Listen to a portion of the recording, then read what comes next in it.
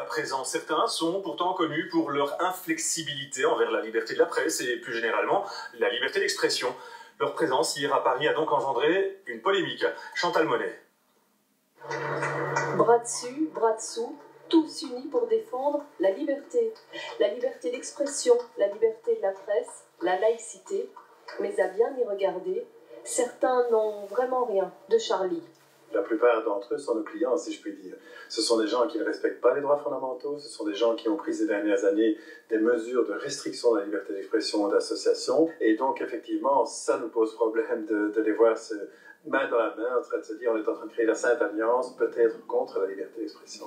Au nom de la lutte contre le terrorisme, on va se permettre beaucoup de choses. On s'en permettait déjà beaucoup, mais là, on les a légalisés ces derniers temps et ça va encore s'aggraver sans doute.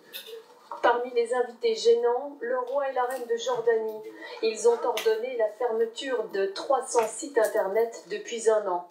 Le Premier ministre turc aura sans doute oublié le temps de la marche que son gouvernement vient d'arrêter 70 journalistes.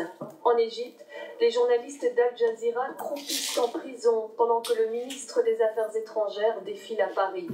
Les Russes, Maliens et Gabonais n'ont pas de leçons à recevoir. Museler la presse, ils savent y faire. Mais la palme de l'imposture revient sans aucun doute à l'Arabie Saoudite. Elle a financé et formé les terroristes de l'État islamique.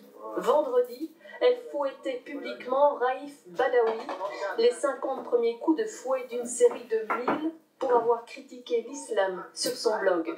Ce type est aujourd'hui fouetté en public devant une mosquée parce qu'il a osé dire ce qu'il pensait, ou en tout cas permis le débat dans son pays, sur Internet, et en même temps, les autorités qui font ça, qui pratiquent ça, eh bien, condamnent ce qui s'est passé à Paris. C'est grotesque.